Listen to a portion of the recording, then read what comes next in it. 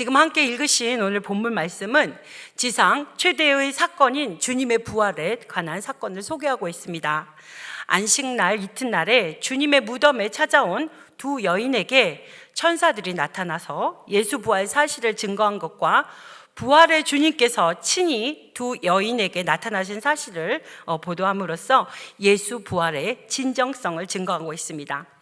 예수님께서는 이 땅에 계실 때 당신의 순환과 부활에 대해서 수차례 걸쳐 말씀을 하셨습니다. 그런데 이제 그 예언대로 십자가의 죽음이라는 처절한 절망을 뚫고 부활하심으로 인류 역사에 새롭고 영원한 소망의 빛을 비추셨습니다. 진정 자신이 하나님의 아들이시며 메시아라는 사실을 확증시키셨습니다. 그러한 점에서 볼 때 예수님의 부활은 우리 기독교 신앙의 핵심이자 성경의 중심이라고 볼 수 있습니다. 오늘 본문을 통해서 하나님께서 세 가지 말씀을 하실 텐데, 첫 번째 말씀은 한 발 앞선 신앙인에게 한 발 앞선 은혜가 있습니다. 1절을 보시면 막달라 마리아와 다른 마리아가 안식일을 지난 후 다음날 새벽에 주님의 무덤을 찾아온 내용이 기록되어 있습니다. 그런데 왜 이들이 이른 새벽에 무덤을 찾았을까요? 마가복음에 보면 16장 1절에서부터 3절에는 이렇게 기록되어 있어요. 그리스도의 시신에 향품을 바르기 위해서 찾았다라고 기록되어 있습니다. 그들은 아무 노동을 해서는 안 되는 안식일을 범하지 않기 위해 안식일에 쉬었다가 다음날 새벽이 되자 무덤으로 달려온 것입니다.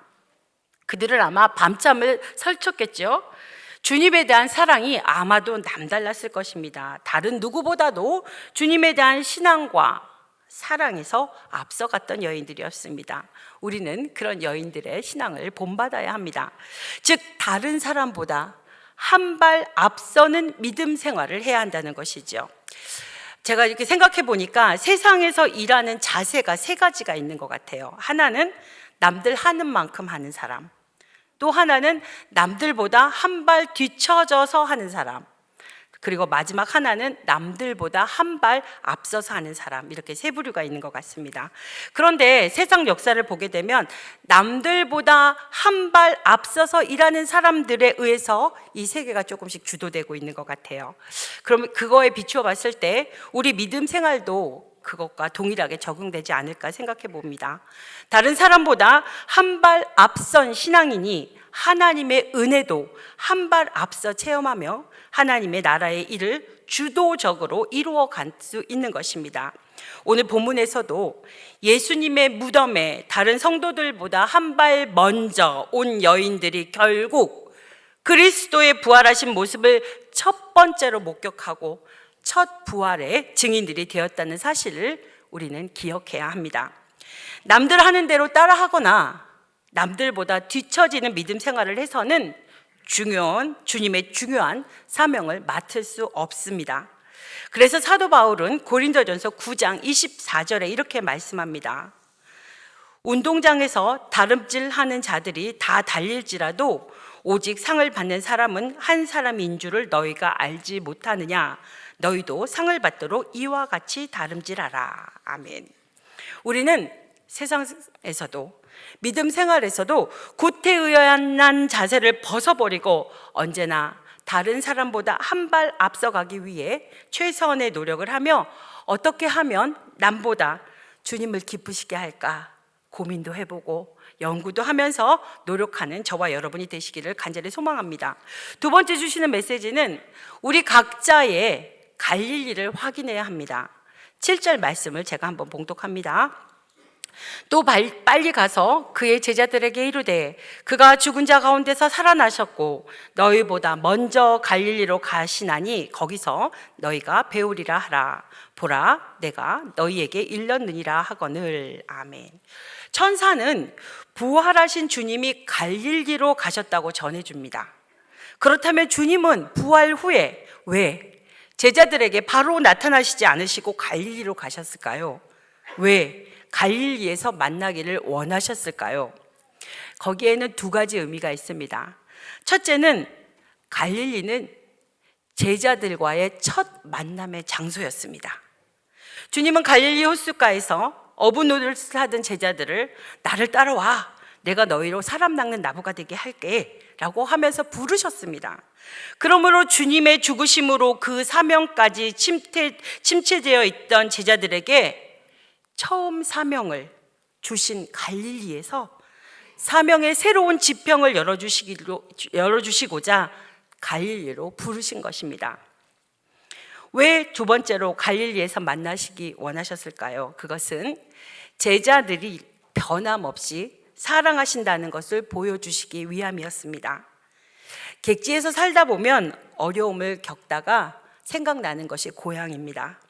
제자들도 주님이 돌아가신 후에 고향 갈릴리로 내려갔습니다. 그런데 그거는 안타깝게도 낙향이 아니라 타락이었습니다. 주님께서 주신 천국 복음 전파 사명도 다 벗어던지고 옛 생활로 돌아간 것이기 때문입니다.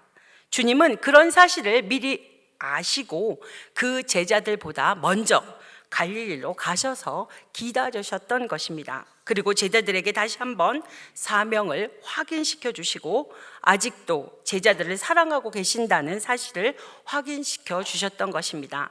사랑하는 믿음의 식구 여러분, 여러분 각자에게도 아마 갈릴리가 있을 것입니다. 주님을 처음 만난 곳, 주님께 사명을 받은 곳, 여러분의 갈릴리는 어디입니까? 우리는 주님의 사랑과 주님께서 주신 사명을 늘 마음에 새기며 늘 재확인하며 살아가야 합니다.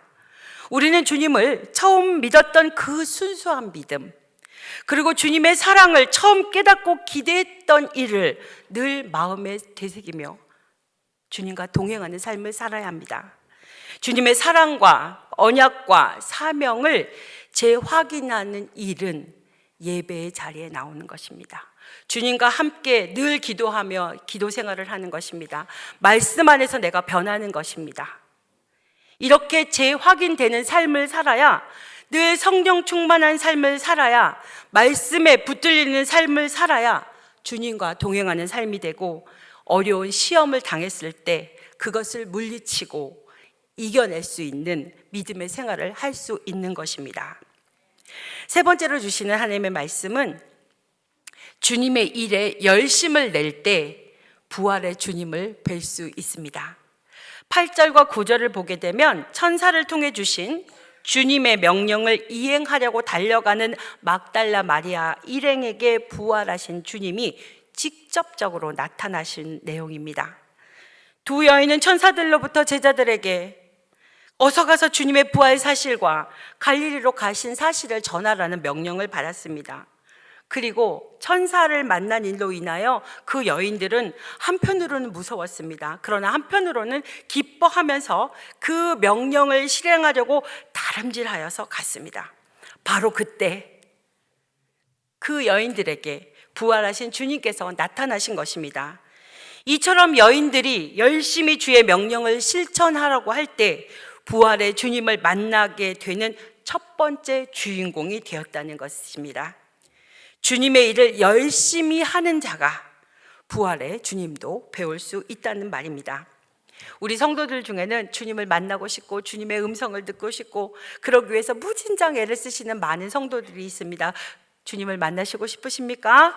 여러분의 자리에서 맡은 일들을 최선을 다하시면 주님께서 만나 주실 것입니다. 주님은 열심을 지니고 있는 성도를 사랑하시며 그분들 앞에 나타나십니다. 열심은 우리 사람들도 감동시키지만 하나님도 크신 감동을 받으십니다. 말씀을 맺습니다. 우리 각자의 삶의 현장에서 여러분들에게 주어진 맡겨진 사명을 감당하고 열심히 믿음 생활하며 여러분의 갈릴리를 잃지 않을 때에 부활하신 주님께서는 자신과 자신의 뜻을 드러내실 것입니다. 기도하시겠습니다. 부활의 주님을 찬양합니다. 죄인일 수밖에 없는 저희들에게 기회를 주시기 위해 부활하신 주님, 우리를 기다려주시고 받아주시고 여러 번의 기회를 주신 많은 은혜에 감사를 드립니다. 예수님의 부활을 알리는 여인들처럼 우리도 부활의 기쁜 소식을 전하는 성도들이 되어 우리 각자의 삶의 현장을 하나님의 나라로 만들어가는 그리스도인의 향기가 될 수 있도록 우리 모두를 인도하여 주시옵소서.